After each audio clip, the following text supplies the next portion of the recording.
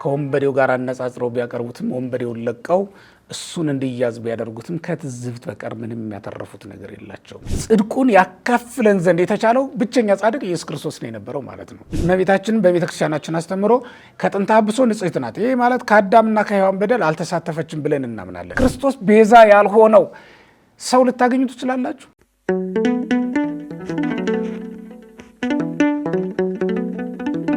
በስመ አብ ወወልድ ወመንፈስ ቅዱስ አሐዱ አምላክ በቅድስት ሥላሴ ዘአምን ወእት ማኅፀነ ክህዶ ለሰይጣን በቅድመ ኩልክሙ ለዓለመ ዓለም። የተከበራችሁና የተወደዳችሁ የልዑል አምላክ የእግዚአብሔር ቤተሰቦች የእግዚአብሔር ሰላም በያላችሁበት የደረሳችሁ እንደምንሰነበታችሁ አሜን። ልዑለ ባሕርይ አምላካችን እግዚአብሔር ያለና የነበረው ለዘላለምም ዘመናትን አሳልፎ የሚኖረው ዘመናት የማያስረጁት ከዘመናት መቆጠርም በፊት የነበረው አምላካችን እግዚአብሔር የሚታየውንም የማይታየውንም የፈጠረ የሚታየውንም የማይታየውንም መግቦ ያኖረ የሚያኖር እሱ ነውና እንደ ቸርነቱ እስከዚህ ሰዓት ድረስ አድርሶናል። እንደምንሰነበታችሁ እነሆ ክርስቶስ ተነስቷል። ያለንበት ወቅት የትንሣኤ ወቅት ነውና ይህን የምስራች ሳንናገር ሁልጊዜም ቢሆን አናልፍም።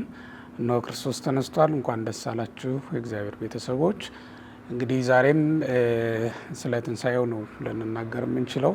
ወቅቱ የትንሣኤ ወቅት ነውና ለዛሬ ደግሞ አባቶቻችን ለትንሣኤ ምስክር አድርገው ካስቀመጧቸው የብሉይ ኪዳን የትንሣኤ ምስክሮች መካከል ነው ዛሬ ደግሞ የምናነሳው ማለት ነው። ባለፈው ክፍለ ጊዜ የ11ዱን መገለጦች አምላካችን መድኃኒታችን ኢየሱስ ክርስቶስ ከትንሣኤው በኋላ ያደረጋቸውን ለሰው ልጆች ያደረጋቸውን ራሱን የገለጠባቸውን መንገዶች ነው እንግዲህ ስናነሳ የነበረው። ዛሬ ደግሞ የጌታችን የኢየሱስ ክርስቶስ የትንሣኤው ምስክሮች በብሉይ ኪዳን ውስጥ የሚገኙ የጌታችን የመድኃኒታችን የኢየሱስ ክርስቶስ የትንሣኤው ምስክሮች በሚል ርዕስ ነው እንግዲህ ዛሬውን ትምህርት የምንጀምረው ማለት ነው። ለስም አጠራሮ ክብር ይግባውና አምላካችን መድኃኒታችን ኢየሱስ ክርስቶስ ስለ ጌትነቱ የምትናገር የወንጌልን ቃል አመልቶ አስፍቶ ልናገር ቢል ማንም የማይቻለው ስለሆነ እሱ በረድኤቱ እንድንናገራትም እንድንሰማትም ስለፈቀደልን አሁንም እንድንናገራት እንድናመሰጥራት እንድንሰማትም ስለፈቀደልን ስሙ ለዘላለም የተመሰገነ ይሁን። ረድኤቱ ከሁላችንም ጋር ይሁን እያልኩ ወደ ትምህርቱ ገባለሁ። እንደነገርኳችሁ የትምህርታችን ርዕስ የሚሆነው እንግዲህ ዛሬ የአምላካችን መድኃኒታችን ኢየሱስ ክርስቶስ የተነሳውን ትንሣኤ በብሉይ ኪዳን ውስጥ ብዙ ምስክሮች አሉትና ስለዚህ የዛሬው ትምህርታችን ምን ይሆናል ማለት ነው? የጌታችን የመድኃኒታችን የኢየሱስ ክርስቶስ ትንሣኤ ምስክሮች በብሉይ ኪዳን ነው የሚለውን ነው የምናነሳው። እንግዲህ ብሉይ ኪዳን ለሐዲስ ኪዳን ምስክር ናት ወይም መሰረት ናት። ሐዲስ ኪዳን ደግሞ ለብሉይ ኪዳን ትርጓሜ ወይም መገለጥ ናት ማለት ነው። በብሉይ ኪዳን ውስጥ የተሰወረች ነበረች ሐዲስ ኪዳን ያችን ነው የገለጣት። ይሄ ማለት በሌላ አነጋገር ሐዲስ ኪዳናችን ክርስቶስ ነው። ይሄ ክርስቶስ በራሱ በብሉይ ኪዳን ውስጥ ያለ ነው፣ ሲነገርለት የመጣ ነው። ሕጉ ራሱ የመጣው ሕጉ ራሱ ሊሰብክ የፈለገውና የጸናበት ምክንያት ክርስቶስን እንዲሰብክ ነው። በዚያ ዘመን ለነበረው ሕዝብ ተስፋ ይሆን ዘንድ የክርስቶስን መምጣት አስቀድሞ ይሰብክ ዘንድ ነው የሚያሳየው ማለት ነው። በሌላ አነጋገር አካሉ ክርስቶስ ነው፣ ጥላው ደግሞ ብሉይ ኪዳን ወይም ሙሴ እና ሌሎችም ነቢያት የክርስቶስ ጥላዎች ነው የነበሩት ማለት ነው። ሌሎቹ በጠቅላላው እና መድኃኒታችን ኢየሱስ ክርስቶስ ከተወለደበት ጊዜ ጀምሮ ከተጸነሰበት ጊዜ ጀምሮ ስለኛ ስለ ሰዎች ስለ መዳናችን ያደረጋቸው ነገሮች በጠቅላላው በብሉይ ኪዳን ውስጥ በጥላነት ታይተዋል ማለት ነው። አስቀድሞ በትንቢት ተነግረዋል፣ በምሳሌ ተመስለው ተቀምጠው ነበር ማለት ነው። ዛሬ የምናነሳው ከነዚህ የነገረ ድህነት ከተፈጸመባቸው ምስጢራት መካከል መድኃኒታችን ኢየሱስ ክርስቶስ መዳናችንን ከፈጸመባቸው ምስጢራት መካከል አንዱ ምስጢረ ትንሣኤ ሙታን ነው እና ምስጢረ ትንሣኤ ሙታን በብሉይ ኪዳን እንዴት እንደተገለጠ ይልቁንም የክርስቶስ ትንሣኤ ማለት ነው በብሉይ ኪዳን እንዴት እንደተገለጠ የሚያሳየው ምስጢር ነው እንግዲህ ዛሬ የምናነሳው ማለት ነው። ረድኤተ እግዚአብሔር ከሁላችንም ጋር ይሁን። አምላክ ወላዲተ አምላክ ቅድስት ድንግል እመቤታችን የበላይ ሰብ እመቤት ለቅዱስ ኤፍሬም ምስጢርን የገለጠችለት ለአባ ሕርያቆስም ምስጢር የሆነችው ቅዳሴ የሆነችው ምስጋና የሆነችው አንደበቱን የፈታችለት እሷ ናትና የእኛንም አንደበት እንድትፈታልን እንድናመሰግናትም በነገሮች ሁሉ ስሟን እንድንጠራ እንድትፈቅድልን እንማጸናታለን። ወደ ትምህርታችን እንሄድ። የመጀመሪያ የማደርገው በቅዱስ ኢጲፋንዮስ አስተምህሮም የመጀመሪያ ሆኖ የተቀመጠው አቤል ነው። ኦሪት ዘፍጥረት ምዕራፍ 4 ላይ ታሪኩ ተጽፎ የምናነበው። የአቤልና የቃየል ታሪክ እዛ ላይ ተጽፏል በስፋት እንደምትመለከቱት። ይልቁንም ቅዱስ ጳውሎስ ሐዋርያው በዕብራውያን መልእክቱ ምዕራፍ 11 ቁጥር 4 ላይ የገለጠው ደግሞ ዛሬ ስላነሳነው ጉዳይ ሊመሰክር የሚችል ሊያስረግጥልን የሚችል ትምህርት ነው እዚያ ላይ የምናገኘው ማለት ነው። ይህም ማለት አቤል በምንድን ነው የጌታችን የመድኃኒታችን ኢየሱስ ክርስቶስ የትንሣኤው ምስክር ሊሆን የሚችለው ከተባለ በመናገሩ ነው ይላል። ከሞተ በኋላ በመናገሩ ምክንያት ነው። ሲጀመር አቤል በተለያዩ ነገሮች ለክርስቶስ ምሳሌ ሆኖ መቀመጥ የሚችል ነው። አቤል በወንድሙ እጅ የተገደለ ነው፣ በሌላ ጠላት የተገደለ አይደለም። ይልቁንም አቤል የሞታት ሞት እጅግ የተለየች ሞት ናት። ምክንያቱም ባላወቀው ሞት ወይም ደግሞ ሞት የማይገባው ሆኖ ሳለ የሞተው ሞት ስለሆነ ማለት ነው። በልጅነቱ ወይም ኃጢአት ተገኝቶበት ኃጢአቱ ይሙት በቃ የሚያስፈረድበት ሆኖ የሞተው ሞት አይደለም። መድኃኒታችን ኢየሱስ ክርስቶስም የሞተው ሞት ሁላችንም እናውቃለን። ምስክር እንኳን ቢፈልግ ሊመሰክርበት ለሞት የሚያበቃ ምስክርነት መስጠት የቻለ በሐሰት እንኳን ተገዝቶ ማለት ነው ለሞት የሚያበቃ ምስክርነት መስጠት የቻለ ማንም አልተገኘም በዕለተ ሞቱ ማለት ነው። እንደዚህ ሆኖ ነው እንግዲህ ጌታችን መድኃኒታችን ኢየሱስ ክርስቶስ ለሞት የተሰጠው። አቤልም ልክ እንደዛው ነው። ያውም ደግሞ በወንድሞቹ የተገደለ ነው። ኢየሱስ ክርስቶስም ወንድሞቼ ብለው በሚጠራቸው ሰዎች እጅ ነው የተገደለው። መድኃኒታችን ኢየሱስ ክርስቶስ ልክ ወንድሞቼ ብለው በሚጠራቸው በአይሁድ ወይም ወገኖቼ በሚላቸው በአይሁድ እጅ እንደተገደለ ሁሉ አቤልም በገዛ ወንድሙ የተገደለ መሆኑ ነው የሚያምነው። ይልቁንም አቤል በቅናት ምክንያት የተገደለ ነው። ቃየል በቅናት እንደገደለው ይነገራል። ያውም የቅናቱ ምክንያት ደግሞ መጽሐፍ ቅዱስ እንደነገረን ኦሪት ዘፍጥረት ምዕራፍ 4ን በደንብ ይዩት።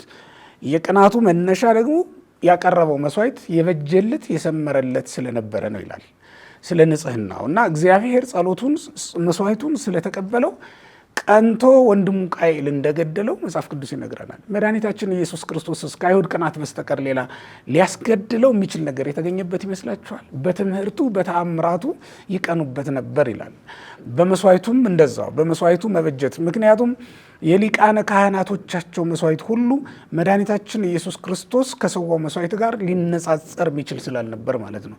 እንደ መምህራኖቻቸው ሳይሆን እንደ አለቆቻቸው እንደ ሹማምንቶቻቸው ያስተምራቸው ስለነበር በትምህርቱም ይገረሙበት ይደነቁበት እንደነበረ ተጽፏል።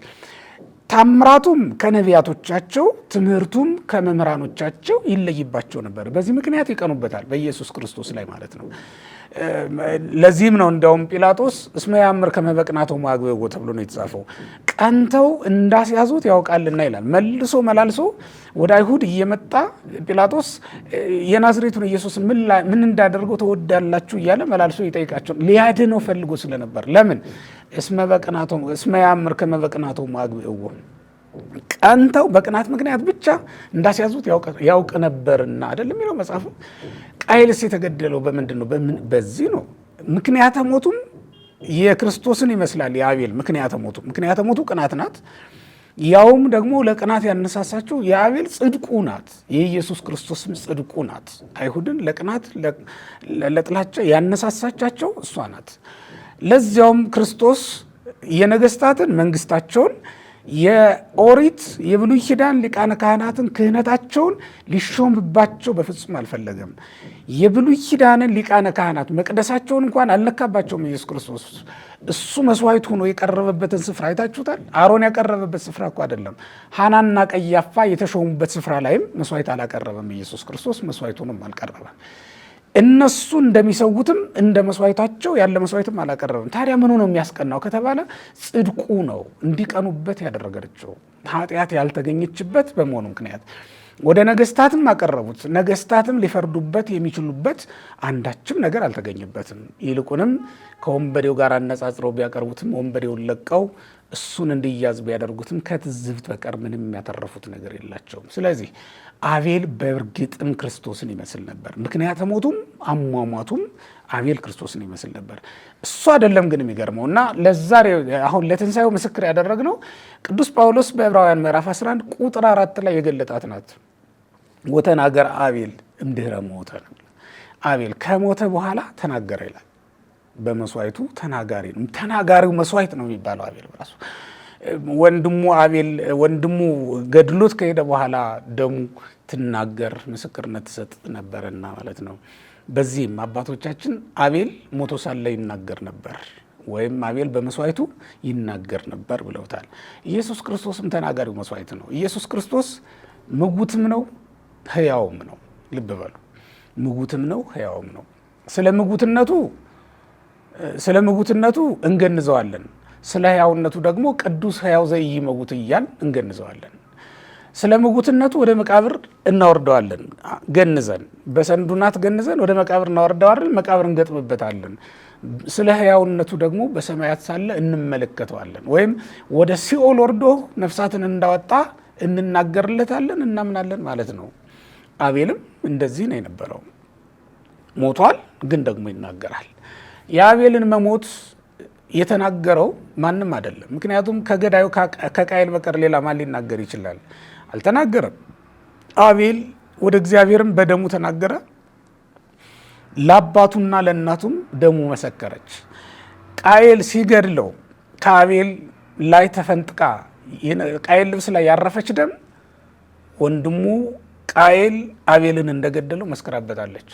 ወንድም ወዴት ነው ብሎ አባቱም እግዚአብሔርም ጠይቀውታል ቃየልን። አቤል እኔ ወንድም የጠባቂው ነኝን ብሎ ከመመለስ በስተቀር በጎ ቃልም አልመለሰም። ወንድሙን እንደገደለውም አልተናገረም። ማን ተናገረ? ልብሱ ላይ ተፈንጥሮ ያረፈው የአቤል ደም ነበር የተናገረው። አቤል ቃየል ሆይ ቀተለኒ ብሎ ወንድሜ ቃየል ገደለኝ ብሎ የአቤል ደም ነው የተናገረው። ኢየሱስ ክርስቶስም ተናጋሪ መስዋዕት ነው። በሞተ ጊዜ ዓይኑን ግልጥልጥ አድርጎ አንደበቱን ከፍቶ ዮሴፍና ኒቆዲሞስን ተናግሯቸዋል። እንዲሁ እንደ ሩቅ ብእሲ ዝም ብለው እንዳይገንዙት ቅዱስ እግዚአብሔር ቅዱስ ኃያል ዘኢይመውት እያሉ ቅዱስ ኃያል ቅዱስ ሕያው ዘኢይመውት እያሉ እንዲገንዙት የነገራቸው እሱ ነው። ምስጋናችን ከሱራፌል ምስጋና ጋራ እንድትዋሃድ እንድትመሳሰል ያደረጋት በሞቱ ጊዜ ነው። እንግዲህ ልብ በሉ፣ ጌታችን መድኃኒታችን ኢየሱስ ክርስቶስ በተወለደ ጊዜ ስብሐት ለእግዚአብሔር በሰማያት ወሰላም በምድር ስምረቱ ለሰብእ ብለን ከመላእክት ጋር መዘመራችን ይታወቃል። ግን ያ ምስጋና የምስጢረ ሥጋዌ ምስጋና ነው። ወይም እግዚአብሔር ሰው እንደሆነ ሰውም አምላክ እንደሆነ የተናገርንበት ነው። ይችኛዋ በዕለተ ሞቱ የተፈቀደችልን የተገለጠችልን ምስጋና ደግሞ ሱራፌልና ኪሩቤል ለዘመናት በመንበሩ ዙሪያ ቆመው ሲያመሰግኑት የሚኖረው ምስጋና ነው። ኢሳይያስም ዮሐንስም በራእያቸው በትንቢታቸው የተመለከቱት ምስጋና ነው የተገለጠልን ማለት ነውና በዚች ቀን ይችን ምስጋና ራሱ ኢየሱስ ክርስቶስ ነው ለዮሴፍና ለኒቆዲሞስ ያስተማራቸው ማለት ነው። ለዮሴፍ ለኒቆዲሞስ ቅዱስ እግዚአብሔር ቅዱስ ኃያል ቅዱስ ሕያው ዘኢይመውት እያሉ እንዲገንዙት ያስተማራቸው እሱ ራሱ ነው። ይቺ ደግሞ የሱራፌል ምስጋና ናት ማለት ነው። ለዚህ ምስጋና ያበቃን የእሱ ሕያውነት ነው። ኢየሱስ ክርስቶስ ምጉትም ነው፣ ነገር ግን ሕያው ነው። ሕያውነቱ በመለኮቱ ነው፣ ምጉትነቱ ደግሞ በሰውነቱ ነው። ልብ በሉ፣ ዛሬ በቅዳሴ ጊዜ የምንቀበለው ቁርባን ነው ዮሴፍ ኒቆዲሞስ የገነዙት ማለት ነው። እሱ ነው። ይሄ ማለት ዛሬ በቤተ መቅደስ ካህናት የሚያቀብሉን የጌታችን የመድኃኒታችን ኢየሱስ ክርስቶስ ስጋና ደም ሕያውም ነው ምጉትም ነው። ምጉትነቱ በሰውነቱ ነው፣ ሕያውነቱ ደግሞ በመለኮቱ ነው። ስለዚህ የሞተ ነገር ግን ሕያው የሆነ ግን ደግሞ የሞተ መስዋዕታችን ኢየሱስ ክርስቶስ እሱን እንቀበላለን ዛሬ ማለት ነውና ከአቤል ጋር ያነጻጸረው እሱ ነው። ይሄም ደግሞ አለው ሊቃውንቱ አቤል እንዲህ ሆኖ መታየቱ ትንሣኤ ሙታን እንዳለ ማሳያ ነው ይላል። የሚገርመው ነገር ቃየል ወንድሙን ከገደለ በኋላ እኔ ወንድም የጠባቂው ነኝን ብሎ መለሰ አይደለም የሚለው። እዚህ የማቴዎስ ወንጌል ምዕራፍ 28 ከቁጥር 9 ደግሞ ላይ ስትመለከቱ የሚገርም መነጻጸር ታገኛላችሁ። ሁለቱን ስታነጻጽሩት ማለት ነው። አይሁድ ስለ ክርስቶስ ሲጠየቁ አናውቅም ነው ያሉት። አንዳንዶቹ ሌሊት ሰርቀው ደቀ መዛሙርቱ መጥተው ሰርቀው ወሰዱት ብለዋል። አንዳንዶቹ ግን ከሶስት ከፍሎ ጠይቋቸዋል ጲላጦስ እና ከሶስቱ ክፍሎች መካከል አንዱ ክፍል አላውቅም የሚል ማን እንደወሰደው ማን አናውቅም ተኝተን ነበር ብለው ነው የመለሱት። የቃየልን አይነት ምላሽ ነበር ይሰጡ የነበረው ማለት ነው። ይሰጡት የነበረው ምላሽ ተመሳሳይ ነው። ስለዚህ የአቤል ሕያውነት ከሞተ በኋላ ሲናገር መሰማቱ የትንሣኤ ምልክት ነው ብለውናል አባቶቻችን ማለት ነው። የትንሣኤ ምልክት ነው ብለውናል። አቤል ከሞተ በኋላ ሲናገር መሰማቱ ብለው ሊቃውንት እንዳስተማሩን ይሄ የትንሣኤ አንዱ ምልክት ነበር ነው። ሁለተኛው የጌታችን መድኃኒታችን ኢየሱስ ክርስቶስ በብሉይ ኪዳን የሚገኘው የትንሣኤው ምስክር ደግሞ ሄኖክ ነው። ነቢዩ ሄኖክ በኦሪት ዘፍጥረት ምዕራፍ 5 ቁጥር 24 ላይ ስንመለከት የምናገኘው ሄኖክ በምንድን ነው የክርስቶስ ትንሣኤ ምስክር ሊሆን የሚችለው ያላችሁኝ እንደሆነ ሄኖክ ቅድም በጠቀስኩላችሁ ዘፍጥረት 5:24 ላይ እንደምንመለከተው አካሄዱን ከእግዚአብሔር ጋር ስላደረገ ለማንም ያልተገኘ ነው። ሄኖክን ሞተ እንዳይሉት አግኝተው አልቀበሩትም። ሄኖክን አለ እንዳይሉት እቤቱ ሲሄድ አያገኙትም። ግሩም ነገር ነው። ከዛ በፊት ለማንም ተደርጎ የማያውቅ የሚገርም ስራ ነው እግዚአብሔር የሰራለት። ሙሴ ግን ሲገልጠው ምን አለ? አካሄዱን ከእግዚአብሔር ጋር ስላደረገ ሄኖክ አልተገኘም ወይ ይተረክበ እስመ እግዚአብሔር ሀቦ ነው፣ እግዚአብሔር ሰውሮታልና ተከብተ ሄኖክ ነው። ከዚህ በኋላ ማነው ሄኖክ ተሰወረ፣ ከወገኖቹ መካከል ተለይቶ ተሰወረ ነው የሚለው። አምላካችን መድኃኒታችን ኢየሱስ ክርስቶስ 3 መዓልት 3 ሌሊት ከደቀ መዛሙርቱ ተለይቶ በመቃብር ውስጥ ነበረ። ግን በመቃብር ውስጥ በነበረ ጊዜ ለማንም አልተገለጠም። ለምን? ልክ በሄኖክ እንደተደረገው ይተረክበ እስመ እግዚአብሔር ሀቦ አይደል? እግዚአብሔር ሰውሮታልና ነው የተባለው። ከዛ በኋላ የሰራውን ስራ ከእግዚአብሔር በስተቀር ማን ሊያውቅ ይችላል? ደቀ መዛሙርቱም ይሄን አያውቁም ነበር፣ ከነሱም የተሰወረ ነበር ማለት ነው። ይልቁንም አቤል ማነው ሄኖክ ሞተ እንዳይባል ተገንዞ የተቀበረ አይደለም፣ እንደ አባቶቹ ከዚህ በፊት እንደመጡት ማለት ነው። እስከ 7 ትውልድ፣ እሱ 7ኛ ትውልድ አይደል? እስከ 6 ድረስ ያሉትን ቀብረዋቸዋል። እሱ 7ኛ ትውልድ ነው። እሱን ይዘውም አልቀበሩትም። ደግሞ እንዲሁም በአካል ደግሞ ሊያገኙት አልተቻላቸውም። ኢየሱስ ክርስቶስም ከተነሳ በኋላም ከአይሁድ የተሰወረ ነበረ፣ ለደቀ መዛሙርቱ ግን የተገለጠ ነበረ። አንዳንዶቹ እንደውም ይህንን ዘፍጥረት ምዕራፍ 5 ቁጥር 24ን ከዮሐንስ ወንጌል ምዕራፍ 20 ቁጥር 4 ጋራ ቁጥር 2 ጋራ እናነጻጽረው። ሴቶቹ መጥተው መድኃኒታችን ኢየሱስ ክርስቶስን በመቃብር ባጡት ጊዜ ነስው ለጊዜ ውስተ መቃብር ብለው ነው የተናገሩት። ፈልገው አጡት፣ በመቃብር ውስጥ አላገኙትም። ይሄ ነው ያነጻጸረው ከሄኖክ ጋራ። ሄኖክንም ዘመዶቹ ቢፈልጉ አላገኙትም፣ እግዚአብሔር ወስዶታልና። የሚገርመው በመሄዱ እንደ ኤልያስ እንኳን አንድ ምስክር አልተገኘለትም፣ እግዚአብሔር ወስዶታልና የሚል። ኤልያስ ባረገ ጊዜ ኤልሳ ምስክር ሆኖ ተገኝቶለት ነበረ። ሄኖክ ባረገ ጊዜ ወደ እግዚአብሔር በተወሰደ ጊዜ ግን ምስክር ሆኖ የቆመለት የተገኘለት አንድም ሰው አልነበረም። በሌላ መንገድ በራእይ ከመገለጡ በስተቀር ማረጉ ወደ እግዚአብሔር መሄዱ ማለት ነው። እና ጫካ ይግባ ገደል ይግባ እነሱ ያዩት ያወቁት ነገር አልነበረም። ኤልያስ ሲያርግ ኤልሳ ተመልክቶት እንደነበረው ለሄኖክ አንድም ምስክር አልተገኘለትም ነበር ይላል። ጌታችን መድኃኒታችን ኢየሱስ ክርስቶስም ምስክር አልተገኘለትም ነበረ። ሲነሳ መነሳቱን ከመላእክት በስተቀር ከሰው ልጆች መካከል መነሳቱን ያወቀ ማንም አልነበረም። ሲወለድ ሲጸነስ ከእናቱ ከመቤታችን በስተቀር ያወቀው ነበረ? ማንም አልነበረም። ሲጸነስም ሲወለድም መጀመሪያ ያየችውም ያወቀችውም እሷ እመቤታችን ቅድስት ድንግል ማርያም ናት። ሲጸነስም መልአኩ ገብርኤል ነግሯት ሄደ። ይኩነኒ ስትል በማኅፀኗ ተቀረጸ። ይሄን በግብረ መንፈስ ቅዱስ የተከናወነውን ስራ ይሄ የመንፈስ ቅዱስ ስራ ከተሰራባት ከተገለጠባት ከመቤታችን በስተቀር ማንም ሊያውቀው አይችልም። እንደውም ቅዱስ አትናቴዎስ በሃይማኖተ አበው ምን ይላል? ከመላእክት ሳይቀር ሰውሮታል፣ ከመላእክትም ከአጋናንትም ሰውሮት ነበር ነው የሚለው። እንዲህ የተሰወረው ምስጢር ከእሷ በስተቀር ያወቀው የለም። ሲወለድም ልክ እንደዚያው ጠባቂዋ ዮሴፍ አብሯት የነበረ ቢሆንም ስትወልደው ግን አልነበረም። አዋላጅ ፍለጋ ወደ መንደር ገብቶ ነበረ ተብሎ በመጽሐፈ ልደታ ላይ ተጽፎ ስለምናገኝ ማለት ነው። አዋላጆችን ይዞ ሲመለስ ነው ወልዳ ታቅፋ ያገኛት። በጨርቅ ጠቅላ በቅፏ ላይ ያስቀምጠው ያገኛት አዋላጆችን ይዞ ሲመለስ ነው። ምክንያቱም መለኮት እሳተ መለኮትን በእጁ ይዞ ሊያዋልድ የሚቻላት ሴት መወልዲት ስለማትገኝ ነው። መለኮት ሲወለድስ ማን ሊያዩ ይችላል? እንኳን ሌላው በእውነት ፀሐይን እስከተፈጠረች በኋላ አየናት እንጂ ስትፈጠር ያያታለ እንዴ? ክርስቲያኖች ማንም ያያት የለም። ከዋክብት ሲወጡ እናያቸዋለን እንጂ ከወጡ በኋላ እናያቸዋለን። ሲወጡ ልናያቸው እንችላለን እንዴ? ልናያቸው አንችልም። ፀሐይ ወጣች እንላለን በማለዳ በምስራቅ አይደለ እንዴ? ወጣች እንላለን እንጂ ስትወጣ ያያታለ እንዴ? ማንም ያየው የለም። ይህንን እንኳን ማየት ካልተቻለን በእውነት የመብረቅን ብልጭልጭታች እንደው ሲወጣ ማየት እንችላለን እንዴ? አይቻለንም። ይህንን ማየት ካልቻል የመለኮትን ልደትም ልናየው በፍጹም አይቻለንም። የእሳት ነበልባል ከእሳቱ ፍህም ሲወጣ ሲወለድ ማየት ይቻላል? አይቻልም። ወጥቶ እኮ ነው የምናየው። እንጂ እንዴት እንደወጣ ሲወጣ ማየት በፍጹም አይቻለን። ለዚህ ነው ክርስቶስም ሲወለድ ሊያየው የተቻለው ማንም የለም። ትንሣኤውንም ከእሷ በስተቀር ቀድሞ ያወቀ ያየም የለም። ወደ መቃብሩ መጣም አይደለም፣ ባለችበት ስፍራ ተገልጦላት የጌታችን የመድኃኒታችን ኢየሱስ ክርስቶስን ትንሣኤ ቀድማ ያየች እሷ ናት፣ እመቤታችን ቅድስት ድንግል ማርያም። ሌሎቹ ግን ሲመጡ ከመቃብር አጡት፣ አላገኙትም። ልክ በቀደመው ዘመን እስከ 7ኛው ትውልድ ድረስ ከአዳም እስከ ሄኖክ ድረስ 7 ትውልድ ነው ብያቸዋለሁ። እስከዛ ድረስ የነበሩ ሰዎች በሙሉ ሄኖክን ፈልገው እንዳጡት ሁሉ መድኃኒታችን ኢየሱስ ክርስቶስንም ከመቃብር ፈልገው አጡት ይላል። ግን ምን ሆኖ ነው ያጡት ከተባለ ሕያው ሆኖ በባህሪ ክብሩ ተሰውሮ ነው ያጡት። ሄኖክን እግዚአብሔር ወስዶት ነው፣ ፈለሰ ሄኖክ አይደል የሚለው። ከዚህ ዓለም ተሰዶ ነው ሄኖክ ተወስዶ ነው ያላገኙት። ኢየሱስ ክርስቶስን ግን በባህሪ ክብሩ ተሰውሮ ነው፣ በባህሪ ክብሩ ተሰውሮ አላዩትም፣ አላገኙትም ማለት ነው።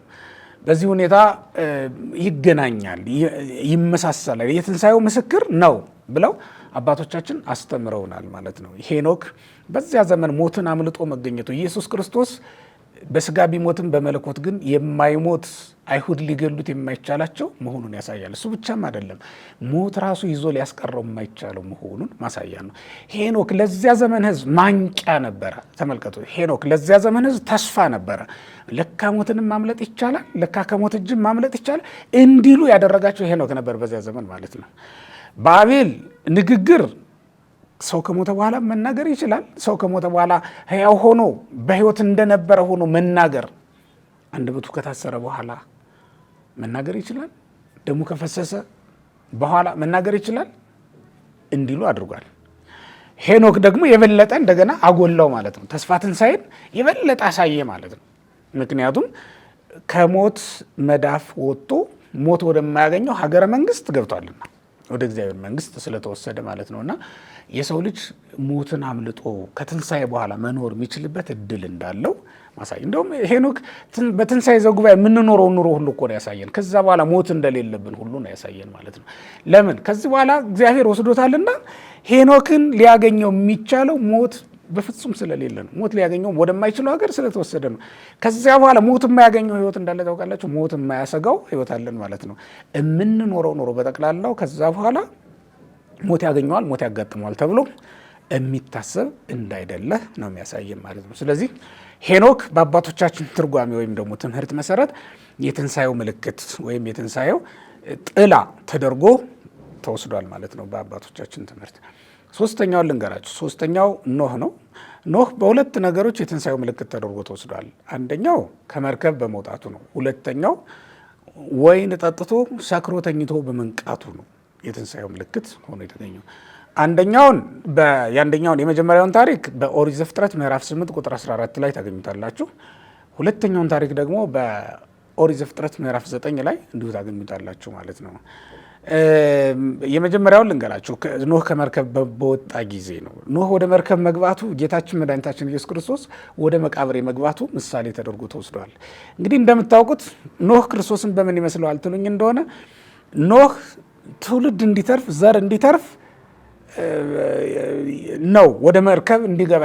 በዚያ ዘመን ጻድቅ ሆኖ የተገኘ ይላል። ምድር በጠቅላላው በበደለችበት ዘመን ጻድቅ ሆኖ የተገኘ ኖህ ብቻ እንደነበረ መጽሐፍ ቅዱስ ምስክር ነው። ኦሪት ዘፍጥረት ምዕራፍ 6 ቁጥር 1 ላይ እንደምናነበው በዚያ ዘመን ኖህ ብቻውን ጻድቅ ሆኖ የተገኘ ሰው ነበር ይላል። ያውም ለዘር ይሆን ዘንድ የተረፈ። በትንቢተ ኢሳይያስ ምዕራፍ 1 ቁጥር 9 ላይ ያለውን ትንቢት አባቶቻችን ለኖህ ሰጥተው ይተረጉሙታል። እግዚአብሔር ዘራ እመያትረፈለነ ከመሰዶም እንኳን ነው ከመገሞራ መሰል ነው የሚለውን እግዚአብሔር ዘርን ባያስቀርልን ኖሮ እንደ ሰዶም በሆን ገሞራንም በመሰል ነበር የሚለውን ቃል አባቶቻችን ለኖህ ሰጥተው ይተረጉሙታል። እግዚአብሔር ኖህን ባያተርፍልን ኖሮ ማለት ነው። ተመልከቱት፣ ምድር በመላው ጠፋች አይደለም የሚለው ማን ዘር ሆኖ ቀረ? ኖህ ብቻውን ለዘር እንዲተርፍ ወይም ዘር ሆኖ እንዲቀር ተደረገ ማለት። ዓለም በጠቅላላው በኃጢአት በወደቀ ጊዜ ክርስቶስ ብቻውን ጻድቀ ባህሪ ሆኖ ተገኘ ማለት ነው።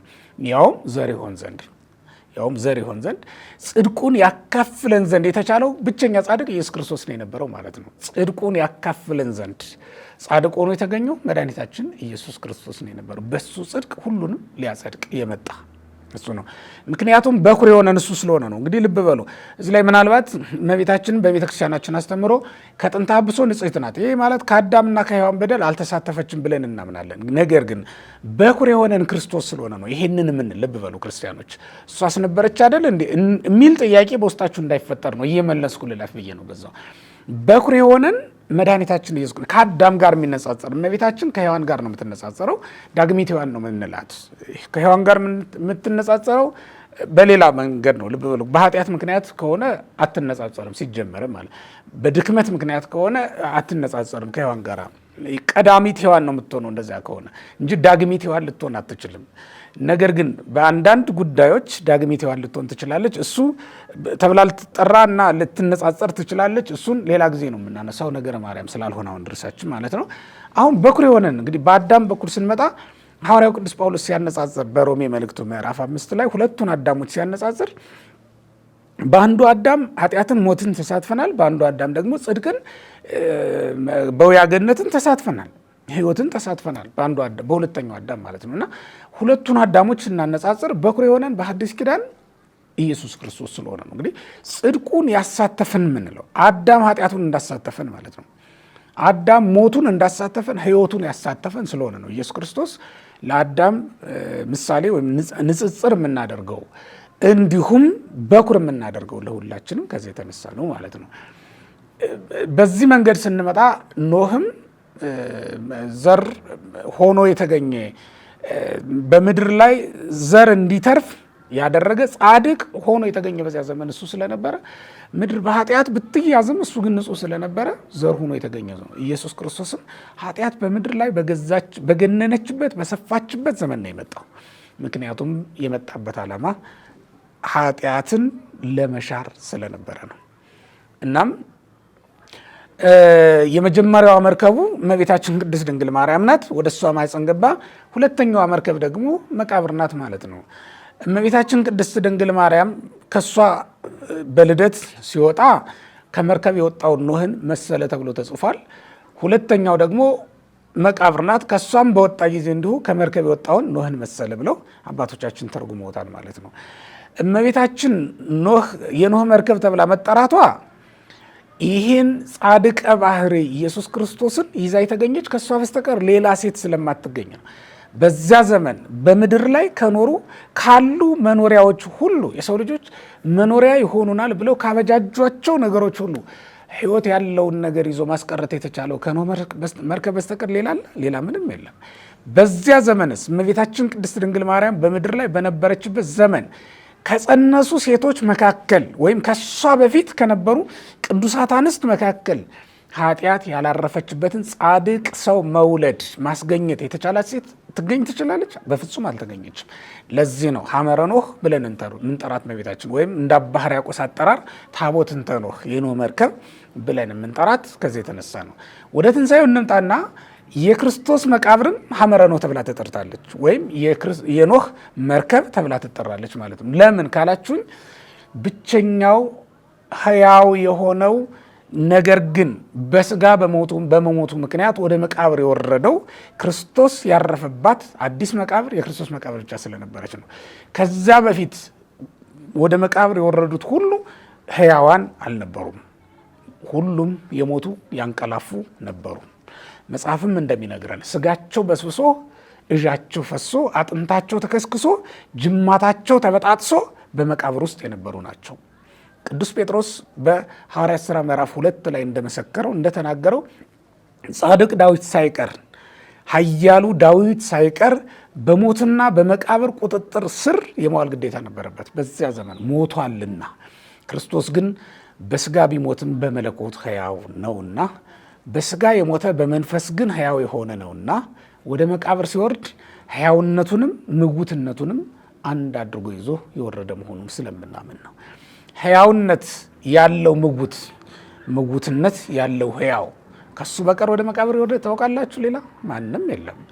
ለዚህ ነው የኖህ መርከብ ተብላ የተጠራችው ይቺ መቃብር የኖህ መርከብ ተብላ የተመሰለችው ለዚህ ነው።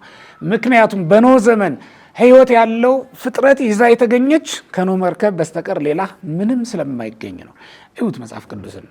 ውሃው በምድር ላይ አሸነፈ አይደል የሚለው በዛ ይላል። ምድርን ሁሉ አጥለቀለቃት፣ በዛባት።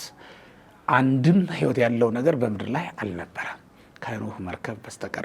እነሱንም የሞቱ ሂዳ ነው ያወቃቸው እኮ የለም። ሁሉም በጥፋት ውሃ ሞተው ስለነበረ ሞተዋል ብለው አስበዋል እኮ። ምክንያቱም ያ የጥፋት ውሃ በዘነበ ጊዜ ማን ሊድን ይችላል ብሎ ሊያስብ ይችላል? ማንም እንደሚድን ያስብ የለም። ስለዚህ በዚያ ዘመን የነበሩት በሙሉ ሁሉም እንዳለቁ ያምናሉ። አይሁድም በክርስቶስ ዘመን የነበሩት ክርስቶስን ገድለዋል ብለው ያስባሉ። እንኳን አይሁድ ሐዋርያት ራሳቸው ተስፋ ቆርጠዋል። ኋላ ተነሳ ሲሏቸው አንዳንዶች እኮ በጣም የተገረሙት በቃ ሞቶ ቀበር ነው ብለው ስላሰቡ እኮ ነው። ሞቷል፣ በቃ እኛ ተስፋ አድርገን ነበር፣ እስራኤልን የሚቤዣቸው ይሄ ነው ብለን ተስፋ አድርገን ነበር ብለው እስኪናገሩ ድረስ ተስፋ የቆረጡ ነበሩ። እንኳን ሌሎቹ እንኳን የሰቀሉት ያመኑበት የተከተሉት ደቀ መዛሙርቱ ሳይቀር ሞቷል ብለው አስበው ነበረ። ኖህንም እንደሞተ ሰው ቆጥረውት ነበር። ግን ኖህ ከ150 ቀናት በኋላ ከመርከብ ወጥቷል። ኢየሱስ ክርስቶስም ከመቃብር ወጥቷል።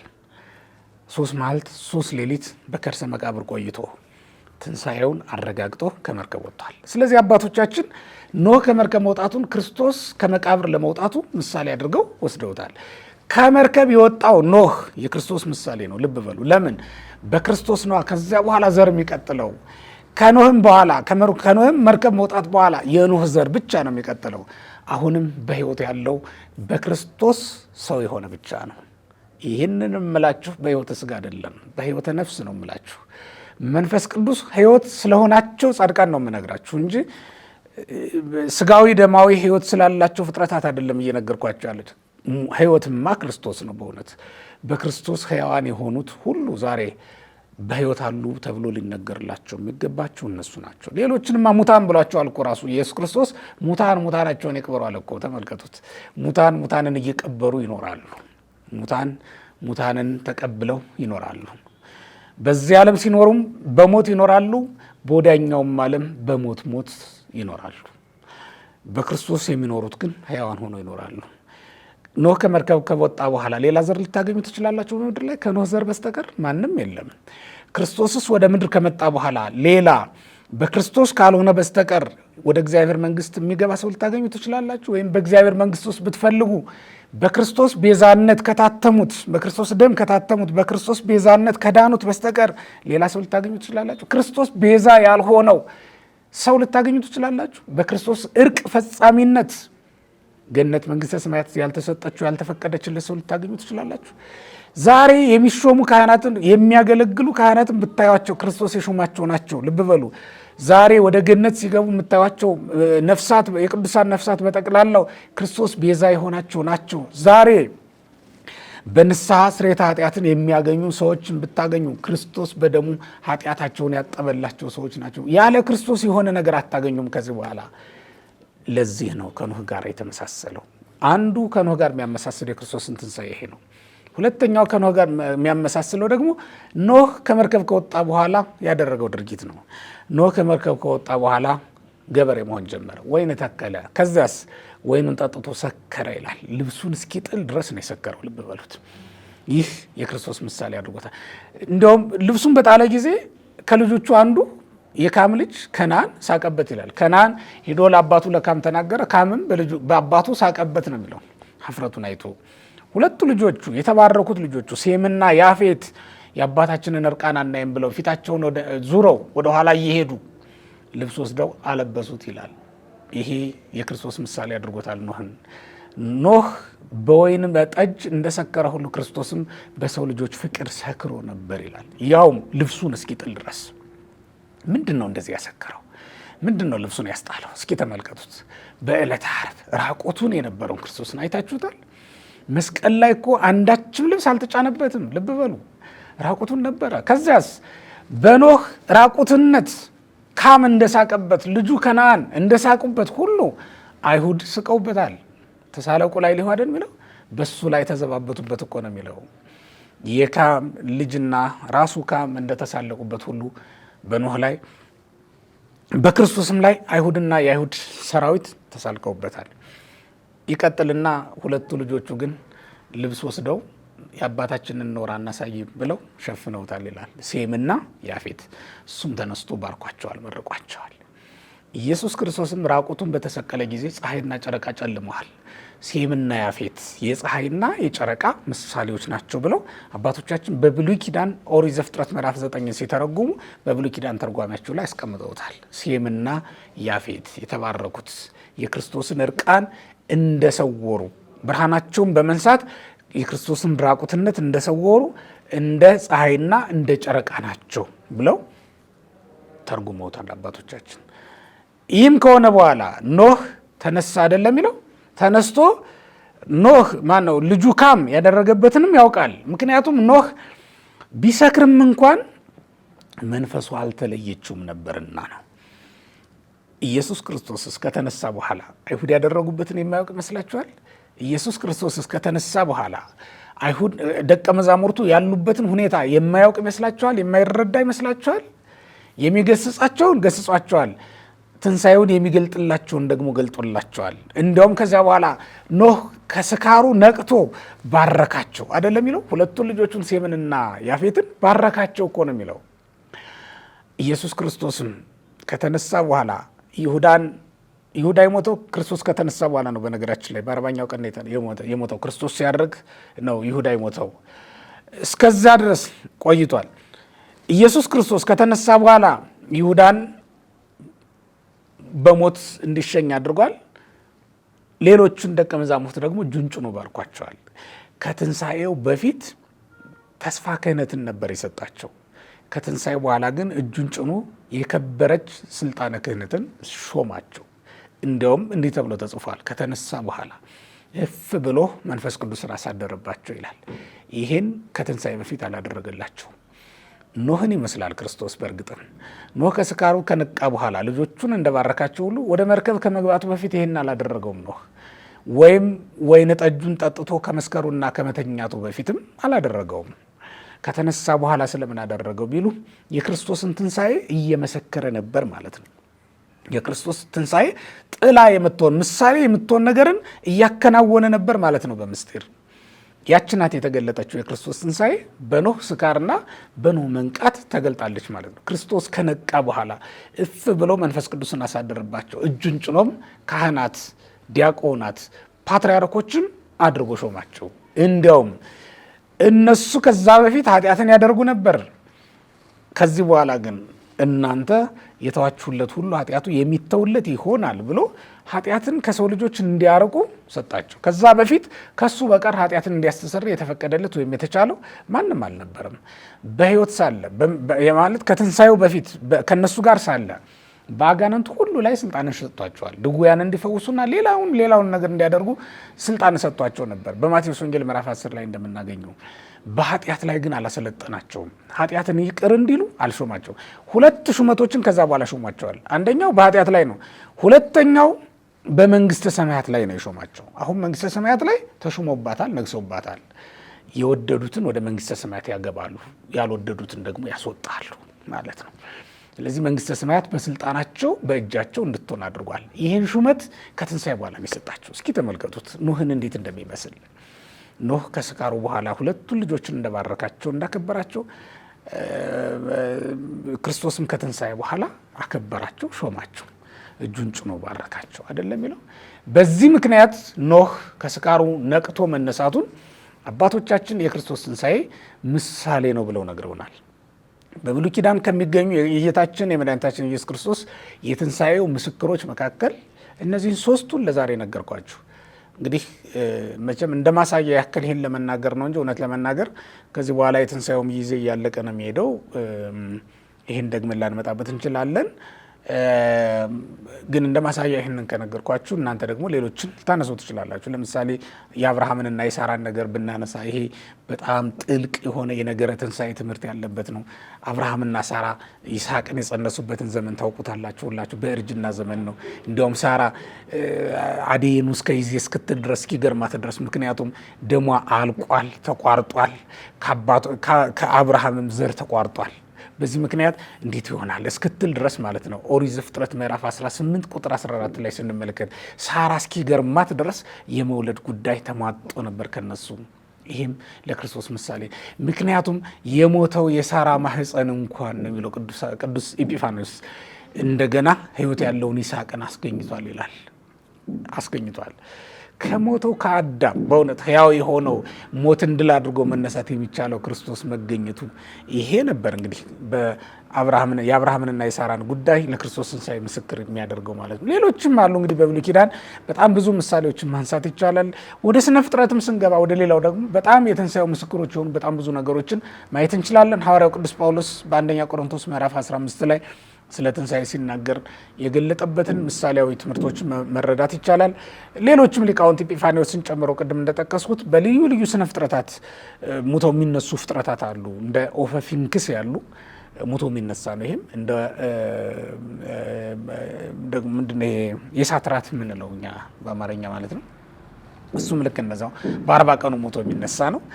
እንዲህ አይነት ፍጥረታት አሉ በጣም የሚያስገርሙ ከሞቱ በኋላ እንደገና ሕይወት የሚኖራቸው ማለት እንደገና ኑሮን የሚቀጥሉ ማለት ነው።